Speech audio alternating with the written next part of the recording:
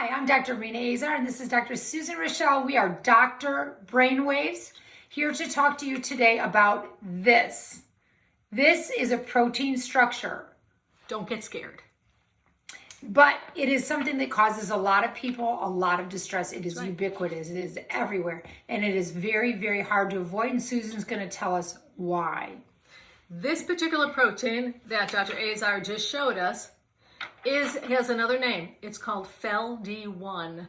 And that FeLD1 is the major protein that is responsible for allergies due to cat. Yes, cat.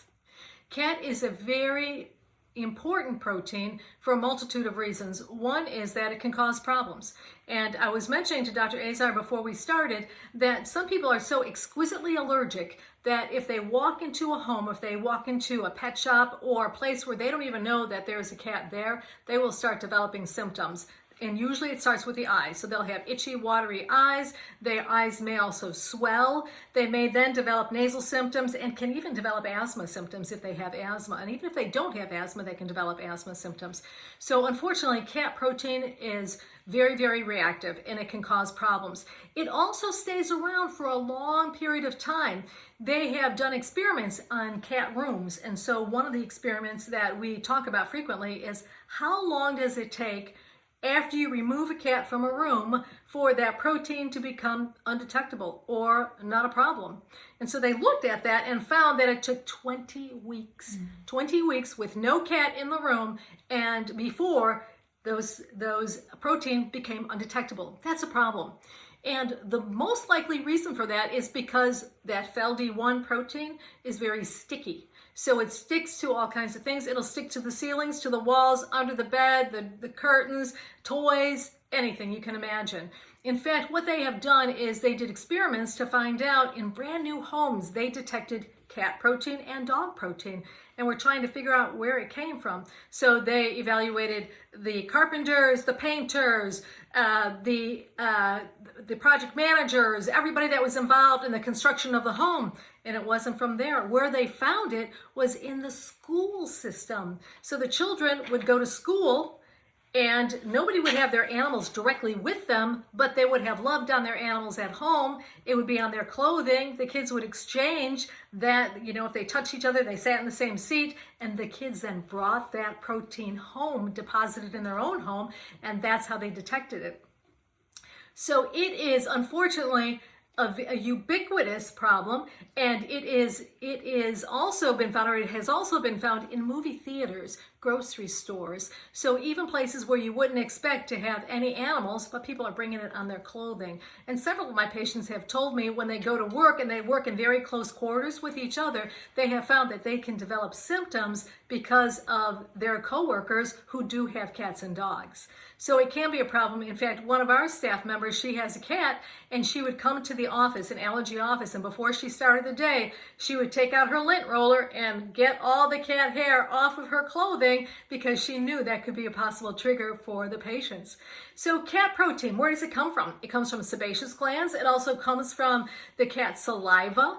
And interestingly, it comes from male cat urine. Not female, but male cat urine. So it may be hormonal. We're not sure about that. But what we can do about it is, first of all, identify whether or not you're allergic to cat protein. And the way you do that is by seeing an allergist who will do a series of tests, including a test to see if a cat is one of the allergens that are causing you to have problems, and then treat that. And the way that we treat it is with avoidant measures, which we tell people is the mainstay of therapy, as well as you can take medications for it, as well as allergen immunotherapy, which is allergy shots.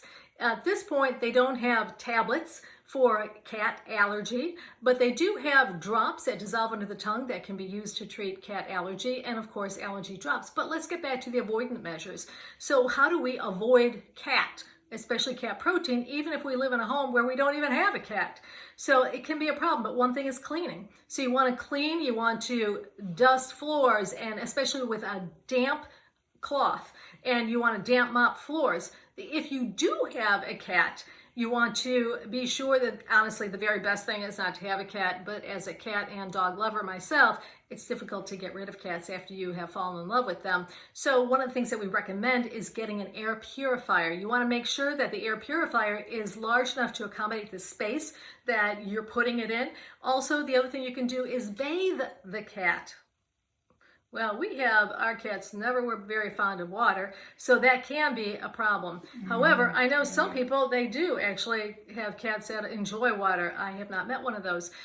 But you need to bathe. The old literature suggests you bathe them once a week, but the newest literature suggested you need to bathe them every 48 hours to remove enough of that protein so it's not a problem. Other things that you can do is try and keep the cat out of the bedroom, but at least out of the bed. So that all those things make a difference. But again, I told you it's a very sticky protein, so it's difficult to get it off of ceilings, floors, walls, tables, everywhere else. So those are some of the avoidant measures you can do. Also, groom your cat or have your cat see a groomer on a regular basis to cut their hair very short. And I had shared with one of my patients that who had cat allergy, and they did not want to get rid of their cat. So my patient then brought me a photo of the cat because they had the cat shaved.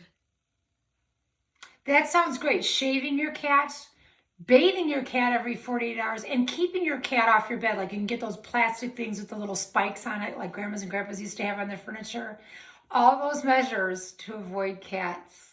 Allergies. But what I told them, the bad news was that because cat protein also comes from the male cat urine, shaving the cat was not helpful, and also the sebaceous glands, so which is going to be in part the skin. So I didn't recommend they skin the cat because I have no idea what they would have brought in next time. So the point remains that they did try and do some aggressive avoidant measures, and I recommend the more conventional avoidant measures like the air purification, like cleaning things top to bottom, like having the cat groomed on a regular basis, keeping their hair short.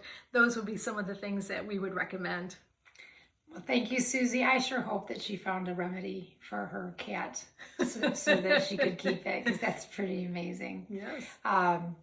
That's cat allergies and the cat protein, and we'll look forward to talking with you soon. Hashtag Rhinitis, hashtag anaphylaxis, and hashtag asthma.